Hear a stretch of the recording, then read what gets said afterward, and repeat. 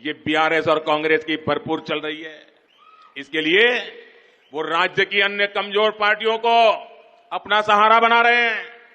आज जब तेलंगाना में बीआरएस की हार तय है, बीआरएस का पराजय तय है, बीआरएस का जाना तय है,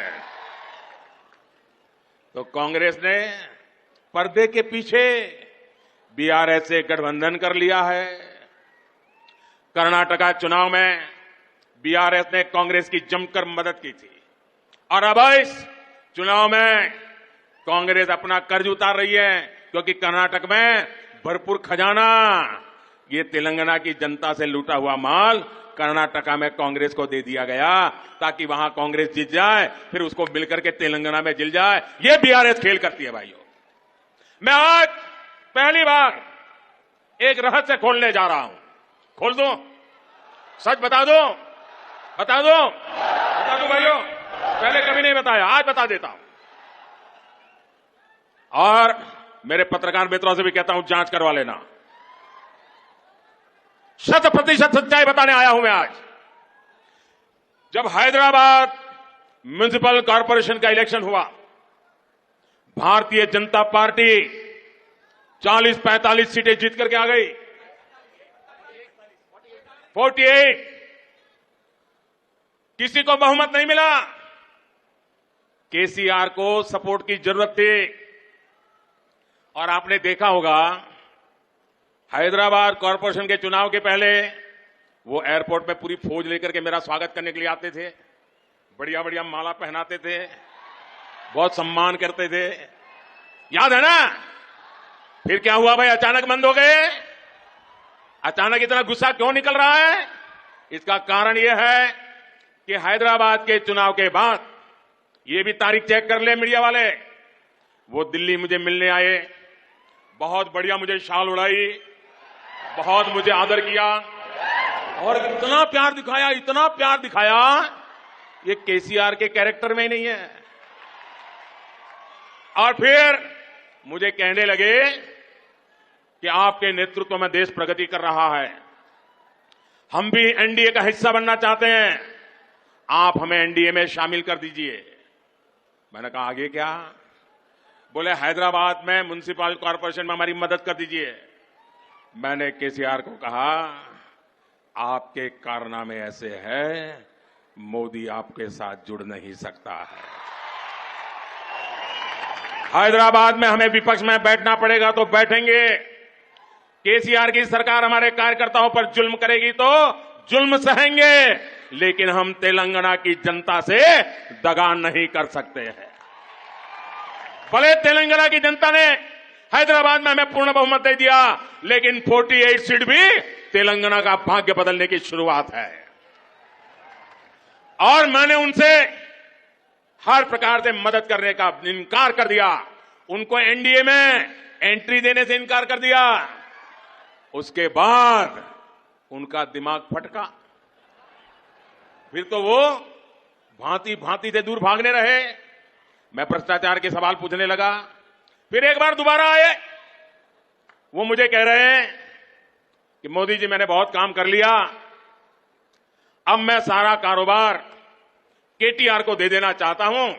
अच्छी अबद्धाలకు that is the reason why this party BJP is called the biggest jute factory of India. The biggest Jumla factory and jute factory of India is Bharatiya Janata Party, and the chancellor of this university, the WhatsApp university which propagates all this nonsense, is Prime Minister Narendra Modi himself. What I found amusing are the white lies of Honorable Prime Minister, clearly fabricated, and I think he should start writing scripts for movies. He'll make a great storyteller and a great story writer. తప్పకుండా మంచి మంచి స్టోరీలు రాయొచ్చు ప్రధాన మంత్రి గారు. Oscar award కూడా వచ్చినా వస్తుంది. ఆయన యాక్టింగ్ కి, ఆయన స్క్రిప్ట్ రైటింగ్ స్కిల్స్ కి డెఫినెట్ గా ప్రయత్నం చేస్తే మంచిది. This prime minister is so inconsistent. He says on the one hand BRS has funded Congress in Karnataka, and he says that he has not allowed us into NDA. हमें कोई पागल कुत्ता ने काटा है क्या कि एनडीए में हम जाके शामिल हो जाएं? आज पूरे के पूरे पार्टी आपको एनडीए को छोड़ के बाहर जा रहे हैं. आपको अगर आप देखेंगे, शिवसेना छोड़ के गई है आपको, जनता दल यू आपको छोड़ के गई है, तेलुगु देशम आपको छोड़ के गई है, शिरोमणि अकाली दल आपको छोड़ के गई है, साथ है कौन आपके? सीबीआई, ईडी, आईटी, इनके अलावा है कौन आपके एनडीए में? आज प्राइम मिनिस्टर ये मानते हैं अपने आप को कि वो बहुत क्लीन आदमी है और बाकी पूरा दुनिया करप्ट है। प्राइम मिनिस्टर को मैं याद दिलाना चाहता हूं, क्या हो गया हिमंत बिस्वा शर्मा पे जो केस था, आपके पार्टी में शामिल हो गए, केस गायब।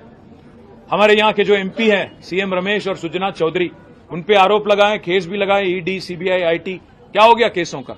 नारायण राणे पे केस क्या हो गया? ज्योतिरादित्य पे, सिंधिया पे जो केस थे, आपके साथ शामिल होने के बाद क्या हो गया? और आप जब बात करते हो प्राइम मिनिस्टर साहब कि फैमिली पॉलिटिक्स, डायनेस्टी, मैं आपसे पूछना चाहता हूं, है कौन अनुराग ठाकुर? धुमाल के बेटे नहीं है? ज्योतिरादित्य सिंधिया कौन है? माधवराव जी के बेटे नहीं है क्या? है कौन जय शाह? कोई क्रिकेटर है? कोई बहुत बड़े कोच हैं? कौन है जय शाह?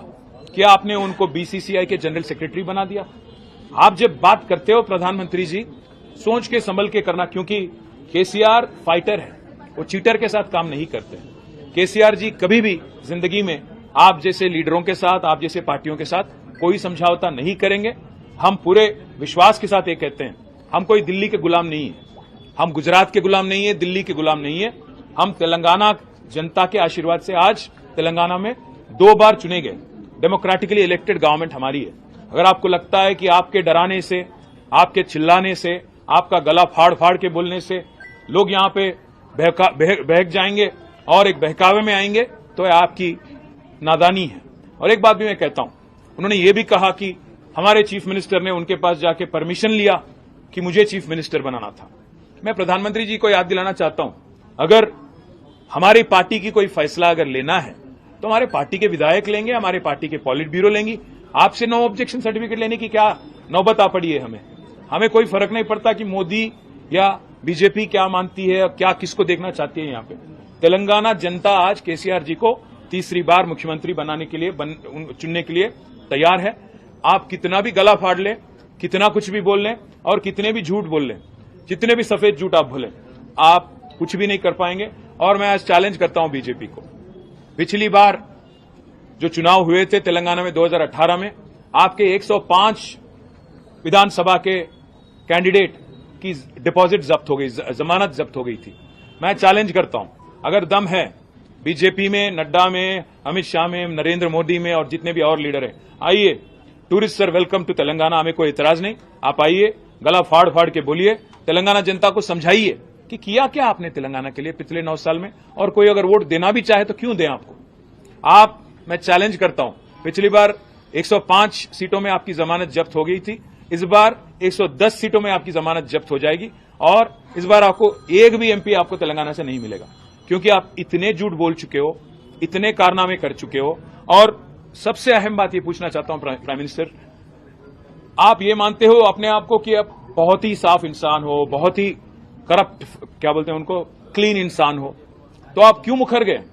जेपीसी अदानी के मामले में जेपीसी से